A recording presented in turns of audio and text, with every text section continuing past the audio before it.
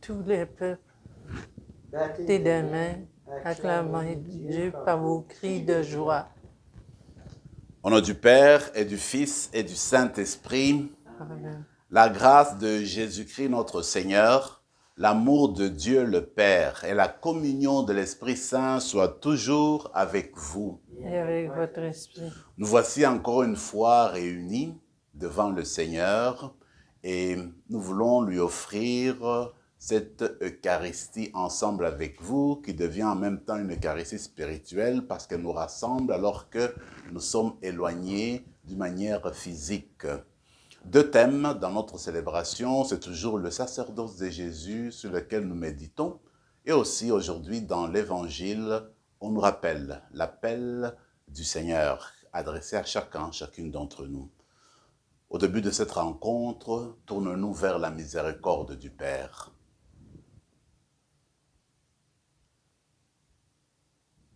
Je confesse à Dieu Tout-Puissant, je reconnais devant mes frères et sœurs que j'ai péché en pensée, en parole, par action et par omission. Oui, j'ai vraiment péché. C'est pourquoi je supplie la Vierge Marie, les anges et tous les saints, et vous aussi mes frères et sœurs, de prier pour moi le Seigneur notre Dieu.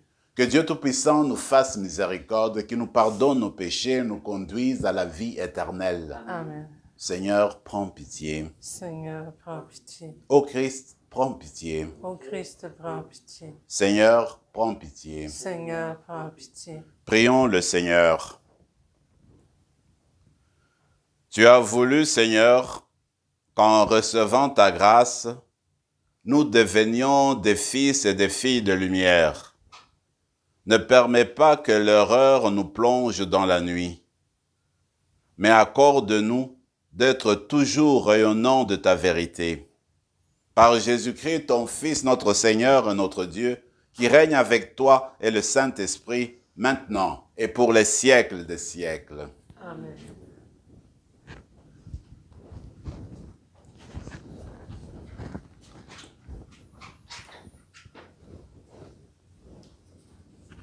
Lecture de la lettre aux Hébreux. Frères, le service qui revient à notre grand prêtre se distingue d'autant plus que lui est médiateur d'une alliance meilleure, reposant sur de meilleures promesses.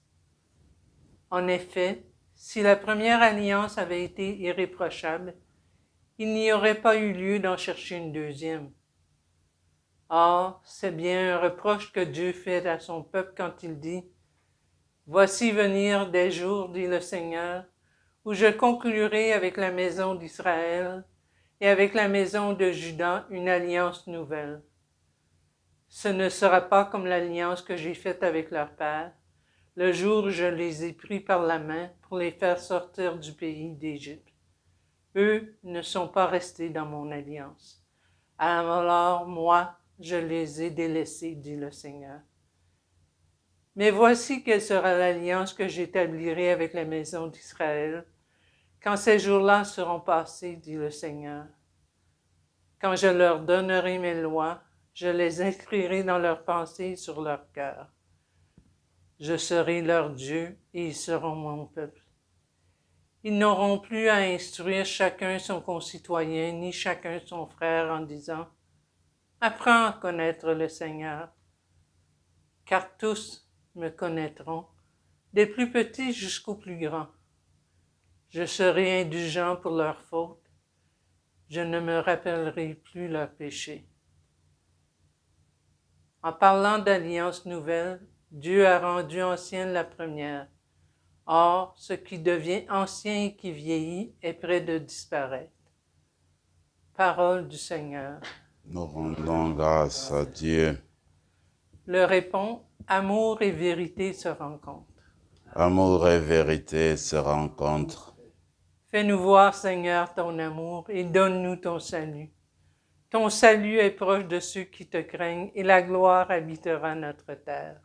Amour et vérité se rencontrent. Amour et vérité se rencontrent, justice et paix s'embrassent. La vérité germera de la terre et du ciel se penchera la justice. Amour et vérité se rencontrent. Le Seigneur donnera ses bienfaits et notre terre donnera son fruit. La justice marchera devant lui et ses pas traceront le chemin. Amour et vérité se rencontrent. Alléluia, Alléluia. Alléluia. Dans le Christ, Dieu réconcilie le monde avec lui. Il a mis dans notre bouche la parole de la réconciliation. Alléluia.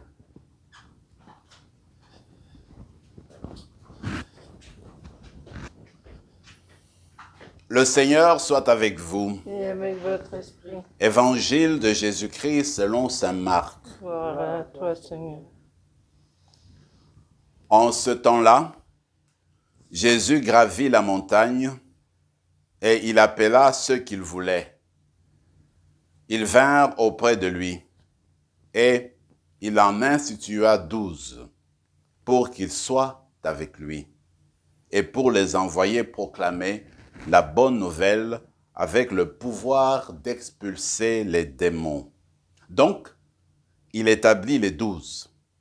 Pierre, c'est le nom qu'il donna à Simon.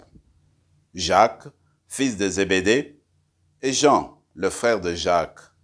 Il leur donna le nom de Boanerges, c'est-à-dire fils du tonnerre.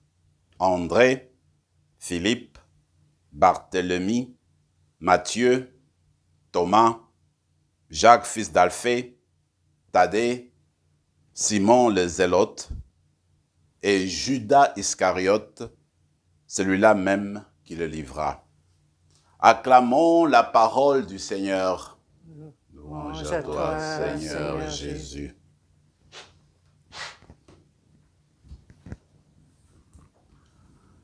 Mes amis, l'auteur de la lettre aux Hébreux continue à nous entraîner dans sa belle méditation sur le sacerdoce de Jésus. Aujourd'hui, sa préoccupation est de nous montrer comment le sacerdoce de Jésus reste rattaché à une nouvelle alliance. S'il parle d'une nouvelle alliance, c'est qu'il y a eu une ancienne, la première, qui est devenue caduque. En fait, la première alliance, c'est l'alliance que Dieu a établie par le truchement de Moïse.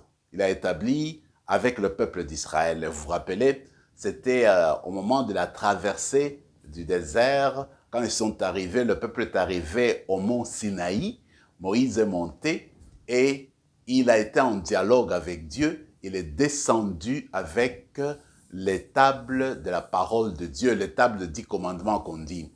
Alors, qu'est-ce qui s'est passé? Eh bien, à ce moment-là, s'est établie une alliance, c'est-à-dire, on peut, dans notre terme à nous, on peut dire un contrat, une entente entre Dieu d'Israël et puis le peuple de Dieu. Qu'est-ce qui s'est passé entre Dieu d'Israël et Dieu lui-même? Alors, qu'est-ce qui s'est passé? Eh bien, c'est que Dieu s'est dit, moi, je suis votre Dieu. Je vais vous protéger, je vais vous accompagner, je serai toujours avec vous. Et de son côté, Israël reconnaît Dieu, il dit qu'il va rester toujours fidèle à l'alliance, il va suivre les 10 commandements, les 10 paroles d'alliance, et qu'il va marcher sous la lumière du Seigneur.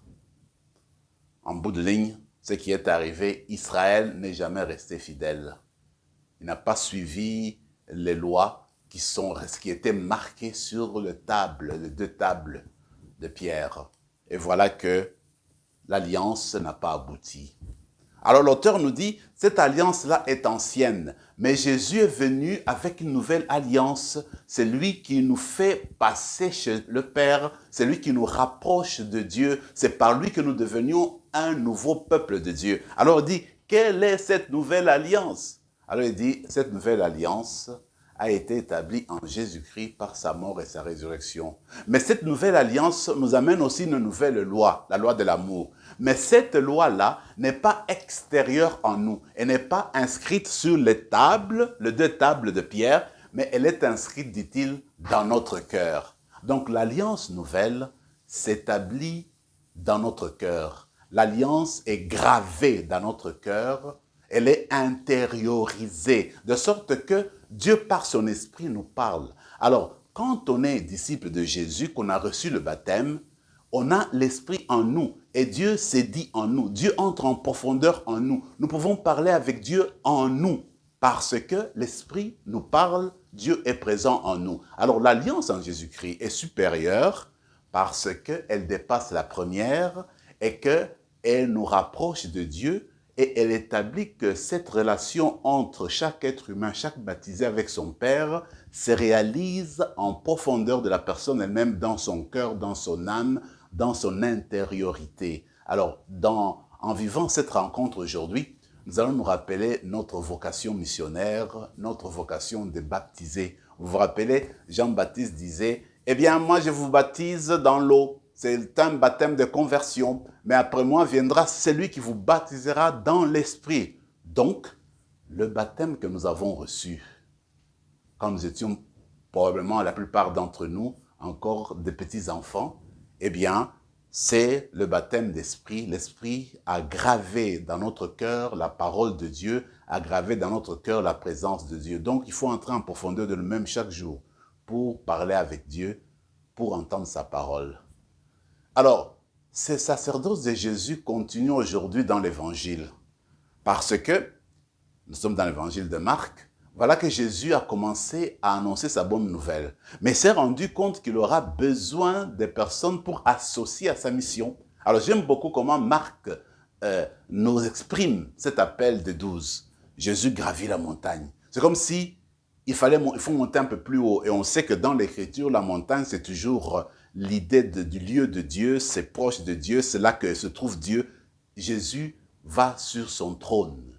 Il est Dieu. Alors, il monte sur la montagne, le lieu de Dieu. Alors, il appelle les 12. Pourquoi il les appelle? Il dit, pour rester avec lui, pour passer du temps avec lui, pour demeurer avec lui. Mais pourquoi? Parce qu'après, il va les envoyer en mission pour aller annoncer la bonne nouvelle et pour aller expulser les démons.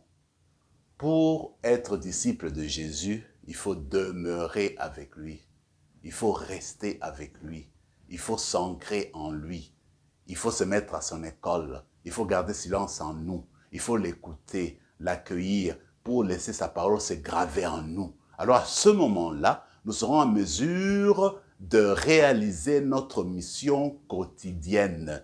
Ce qui est beau, je trouve, c'est que Marc dit que Jésus a choisi ce qu'il voulait. C'est comme pour dire, en fait, tout nous est donné. Même notre baptême, c'est Dieu qui nous a appelés. Dieu est toujours celui qui prend l'initiative. C'est lui qui nous a appelés au baptême. C'est lui qui nous a appelés à la vie familiale. C'est lui qui nous a appelés à la vie maritale. C'est lui qui nous a appelés à la vie de consacrés. C'est lui qui nous a appelés à la vie sacerdotale. C'est lui qui nous a donné les enfants. Tout vient de lui. Alors nous, notre devoir, c'est d'accueillir Dieu. C'est de répondre à son appel et de nous engager à marcher avec lui pour faire alliance avec lui, c'est-à-dire garder sa parole en nous et la laisser produire des fruits escomptés. Alors on va continuer dans ce sens-là notre célébration en demandant que cette alliance avec Dieu puisse se manifester davantage en nous, puisse se réaliser, s'établir, se raffermir en nous. Et n'oublions pas cette semaine de l'unité des chrétiens que nous prions pour que tous les chrétiens reconnaissent l'unique sacerdoce de Jésus, le sacerdoce qui est supérieur. C'est celui qui donne le ton à tous les ministères, dans toutes les dénominations chrétiennes, dans toutes les églises chrétiennes. C'est Jésus qui est prêtre et c'est lui qui fait que ceux qui entrent dans les ministères doivent se modeler sur lui. Il devient le sacrement de son sacerdoce. Et n'oublions pas, cette semaine d'unité des chrétiens se termine le 25 janvier.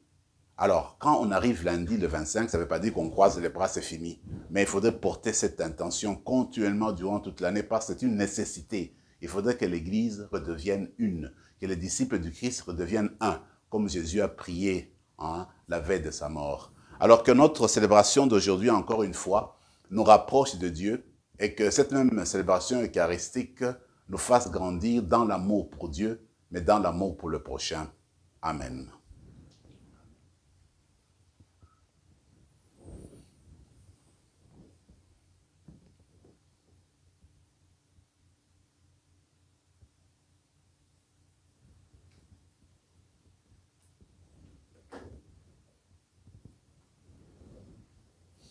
Tu es béni, Seigneur, Dieu de l'univers, toi qui nous donnes ce pain, fruit de la terre et du travail des hommes et des femmes.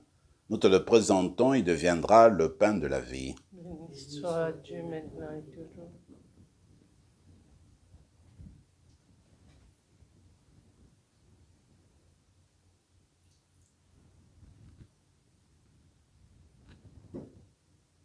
Comme cette eau se mêle au vin pour le sacrement de l'Alliance, puissions-nous être unis à la divinité de celui qui a pris notre humanité.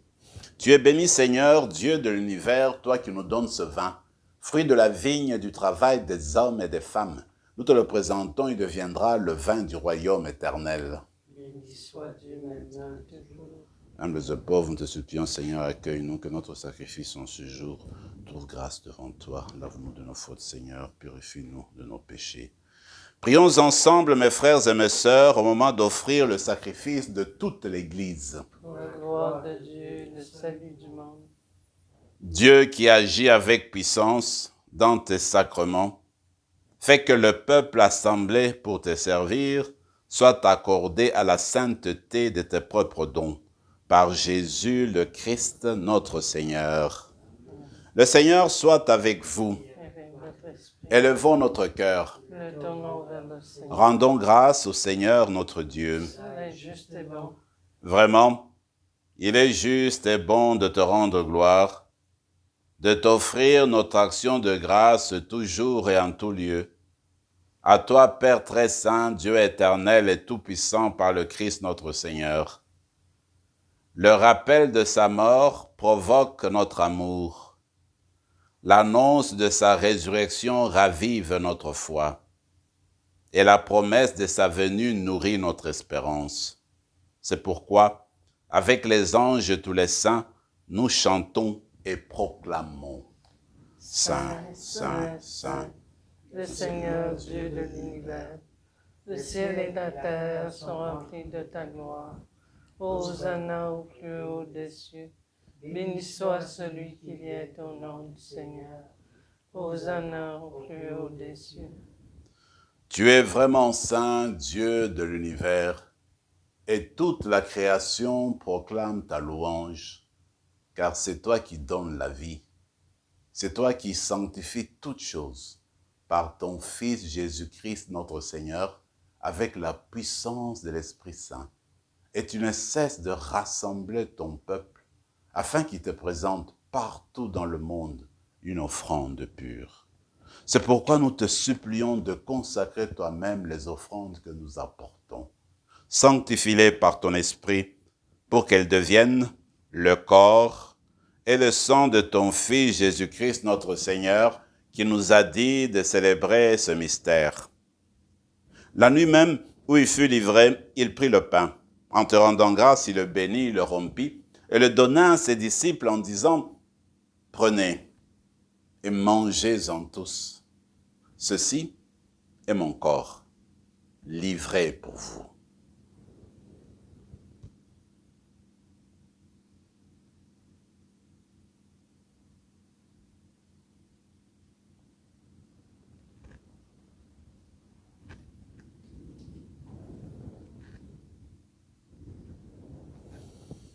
De même, à la fin du repas, il prit la coupe. En te rendant grâce, il la bénit et la donna à ses disciples en disant, « Prenez et buvez-en tous, car ceci est la coupe de mon sang, le sang de l'alliance nouvelle et éternelle, qui sera versé pour vous et pour la multitude en rémission des péchés. Vous ferez cela en mémoire de moi. »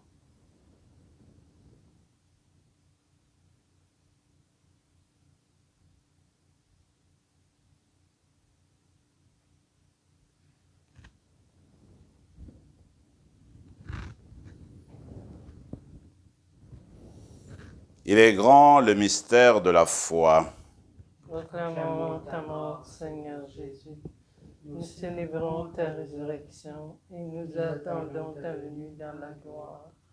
En faisant mémoire de ton Fils, de sa passion qui nous sauve, de sa glorieuse résurrection et de son ascension dans le ciel, Alors que nous attendons son dernier avènement, nous présentons cette offrande vivante et sainte pour te rendre grâce. Regarde, Seigneur, le sacrifice de ton Église et daigne y reconnaître celui de ton Fils qui nous a rétablis dans ton alliance. Quand nous serons nourris de son corps et de son sang et remplis de l'Esprit Saint, accorde-nous d'être un seul corps et un seul esprit dans le Christ.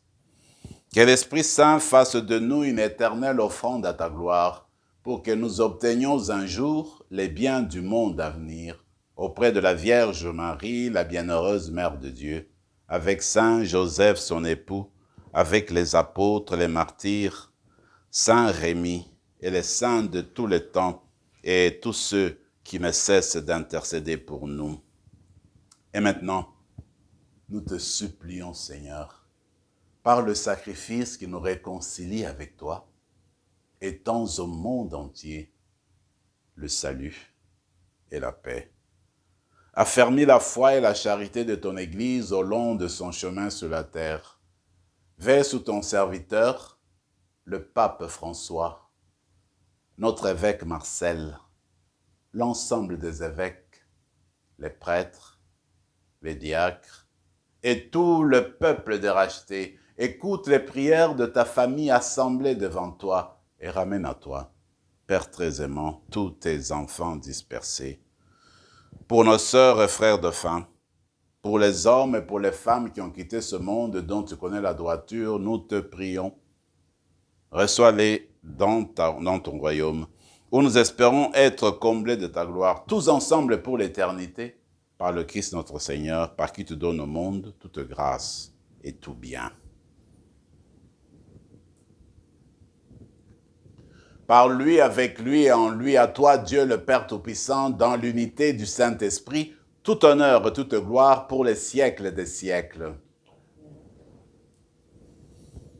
Ensemble, avec vous tous, vous toutes qui êtes à la maison en ce moment-ci et qui suivez cette messe, nous sommes unis spirituellement. Nous allons dire ensemble notre Père qui est une belle prière, prière des enfants de Dieu, que tu la récites n'importe où que tu es en train de proclamer ton appartenance à la famille de Dieu, tu es en train de chanter ton insertion dans le Christ, ton incorporation dans le Christ. Alors ensemble, en récitant, rappelez-nous que nous sommes très proches les uns des autres. Ensemble, notre Père qui es aux cieux, que ton nom soit sanctifié, que ton règne vienne, que ta volonté soit faite sur la terre comme au ciel.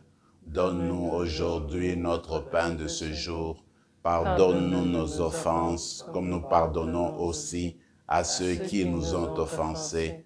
Et ne nous laisse pas entrer en tentation, mais délivre-nous du mal. Délivre-nous de tout mal, Seigneur, et donne la paix à notre temps. Par ta miséricorde, libère-nous du péché, rassure-nous devant les épreuves en cette vie, où nous espérons le bonheur que tu promets, et l'avènement de Jésus-Christ, notre Sauveur. Car c'est à toi qu'appartiennent le règne, la puissance et la gloire, pour les siècles des siècles. Seigneur Jésus-Christ, tu as dit à tes apôtres, je vous laisse la paix, je vous donne ma paix. Ne regarde pas nos péchés, mais la foi de ton Église, pour que ta volonté s'accomplisse, donne-lui toujours cette paix et conduis-la vers l'unité parfaite, toi qui règnes pour les siècles des siècles. Amen. Que la paix du Seigneur soit toujours avec vous. Et avec votre esprit. Agneau de Dieu, qui enlève le péché du monde. Que le croissant de Jésus-Christ, Agneau de Dieu qui enlève le péché du monde. la vie éternelle. Agneau de Dieu qui enlève le péché du monde. Donne-nous La paix. Seigneur Jésus-Christ, que cette communion à ton corps et à ton sang n'entraîne pour nous ni jugement ni condamnation, mais qu'elle soutienne notre esprit et notre corps et nous donne la guérison.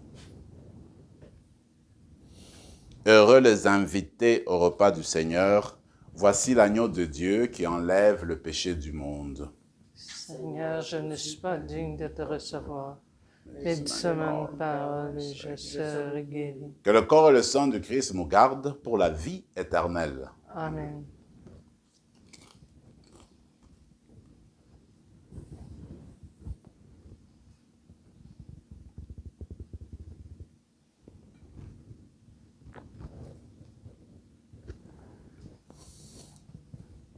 Christ.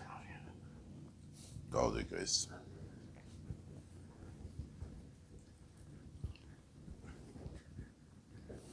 Nous voici maintenant arrivés au moment de la communion spirituelle.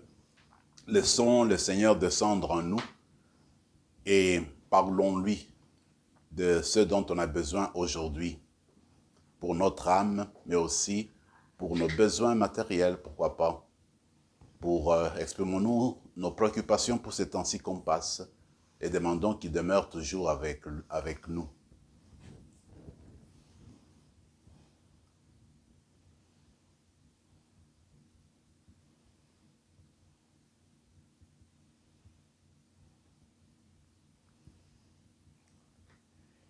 Jésus priait ainsi. Pour ceux qui croiront en moi, je te demande, Père, qu'ils soient un en nous, afin que le monde reconnaisse que tu m'as envoyé.